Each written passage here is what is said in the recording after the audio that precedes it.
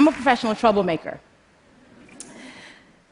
As my job is to critique the world, the shoddy systems, and the people who refuse to do better. As a writer, as a speaker, as a shady Nigerian, I feel like my purpose is to be this cat. I am the person who's looking at other people like, I need you to fix it. That is me.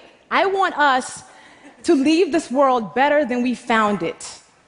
And how I choose to affect change is by speaking up, by being the first, and by being the domino.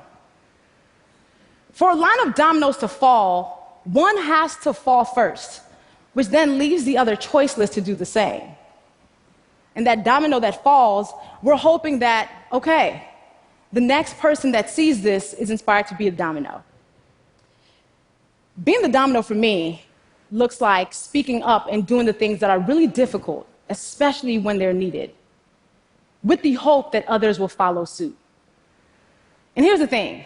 I'm the person who says what you might be thinking, but dared not to say. And a lot of times people think that we're fearless. The people who do this, we're fearless. We're not fearless. We're not unafraid of the consequences or the sacrifices that we have to make by speaking truth to power. What happens is we feel like we have to, because there are too few people in the world willing to be the domino, too few people willing to take that fall.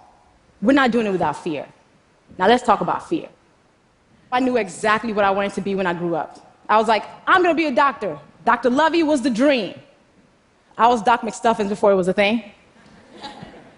And I remember when I went to college, my freshman year, I had to take Chemistry 101 for my pre-med major. I got the first and last D of my academic career. So I went to my advisor and I was like, okay, let's drop the pre-med because this doctor thing is not going to work because I don't even like hospitals. So let's just consider that done for.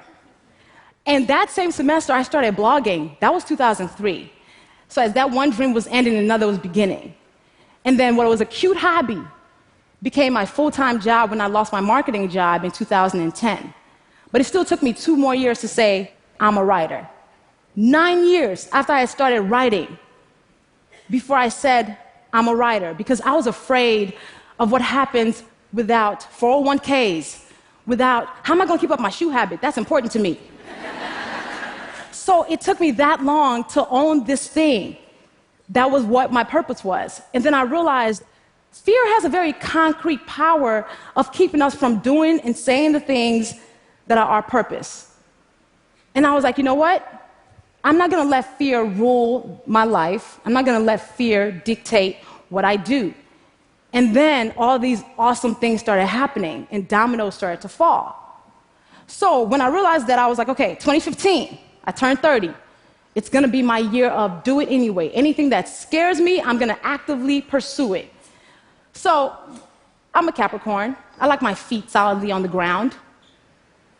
I decided to take my first ever solo vacation, and it was out of the country to the Dominican Republic. So on my birthday, what did I do? I went ziplining through the forest of Punta Cana. And for some odd reason, I had on business casual. Don't ask why. And I had an incredible time. Also, I don't like being submerged in water. I like to be, again, on solid ground. So I went to Mexico and swam with dolphins underwater. And then the cool thing that I did also that year that was my mountain was I wrote my book, I'm Judging You, the Do Better Manual. And I had to own that whole writing thing now, right? Yes. But the very anti-me thing that I did that year that scared the crap out of me, I went skydiving. We're about to fall out the plane. I was like, I've done some stupid things in life. This is one of them. And then we come falling down to earth, and I literally lose my breath as I see earth. And I was like, I just fell out of a perfectly good plane on purpose. What is wrong with me? But then I looked down at the beauty, and I was like, this is the best thing I could have done. This is an amazing decision. And I think about the times when I have to speak truth. It feels like I'm falling out that plane. It feels like that moment when I'm at the edge of the plane, and I'm like, you shouldn't do this. But then I do it anyway because I realize I have to. Sitting at the edge of that plane and kind of staying on that plane is comfort to me. And I feel like every day that I'm speaking truth against institutions and people who are bigger than me and just forces that are more powerful than me, I feel like I'm falling out of that plane. But I realize comfort is overrated because being quiet is comfortable. Keeping things the way they've been is comfortable. And all comfort has done is maintain the status quo. So we've got to get comfortable with being uncomfortable by speaking these hard truths when they're necessary. And for me, though, I realized that I have to speak these truths because honesty is so important to me. My integrity is something I hold dear. Justice, I don't think justice should be an option. We should always have justice. Also, I believe in shea butter as a core value. And I think the world would be better if we were all more moisturized. But besides that, with these as my core values, I have to speak the truth. I have no other choice in the matter. But then people like me, the professional troublemakers, should not be the only ones who are committed to being these dominoes who are always falling out the planes or being the first one to take this hit. People are so afraid of these acute consequences, not realizing that there are many times when we walk in rooms and we are some of the most powerful people in those rooms. We might be the second most powerful, third most powerful. And I firmly believe that our job in those times is to disrupt what is happening. And then if we're not the most powerful, if two more of us band together, it makes us powerful. It's like co-signing the woman in the meeting, you know, the woman who can't seem to get her word out, or just making sure that other person who can't make a point is being heard. Our job is to make sure they have room for that.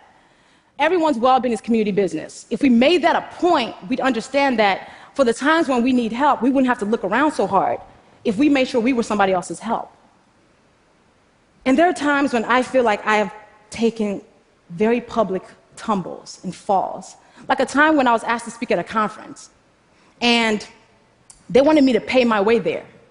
And then I did some research and found out the white men who spoke there got compensated and got their travel paid for. The white women who spoke there got their travel paid for. The black women who spoke there were expected to actually pay to speak there. And I was like, what do I do? And I knew that if I spoke up about this publicly, I could face financial loss. But then I also understood that my silence serves no one.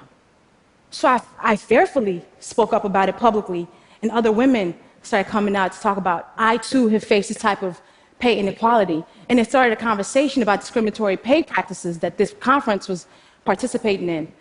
I felt like I was the domino the time I read a disturbing memoir by a public figure and wrote a piece about it.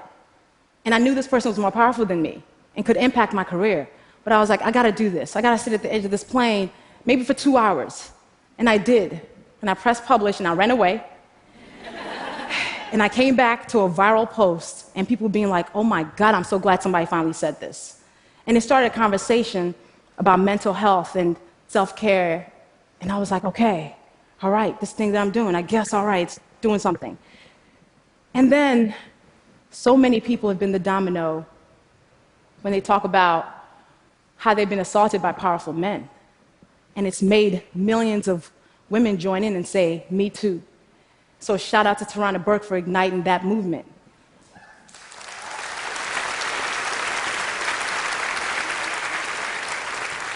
People and systems count on our silence to keep us exactly where we are. Now, being the domino sometimes comes down to being exactly who you are. So I've been a shady somebody since I was 3. This is me on my 3rd birthday. But I've been this girl all my life. And I feel like even that's been the domino, because in a world that wants us to walk around as representatives of ourselves, being yourself can be a revolutionary act. And in a world that wants us to whisper, I choose to yell.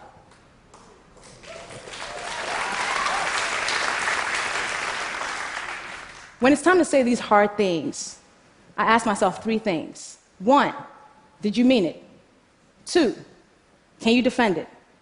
3, did you say it with love? If the answer is yes to all 3, I say it and let the chips fall. That's important. That checkpoint with myself always tells me, yes, you're supposed to do this. Telling the truth, telling a thoughtful truth should not be a revolutionary act. Speaking truths to power should not be sacrificial, but they are. But I think if more of us chose to do this for the greater good, we'd be in better spaces than we are right now. Speaking of the greater good, I think we commit ourselves to telling truths to build bridges to common ground. And bridges that aren't based on truth will collapse. So it is our job, it is our obligation, it is our duty to speak truth to power, to be the domino. Not just when it's difficult, especially when it's difficult. Thank you.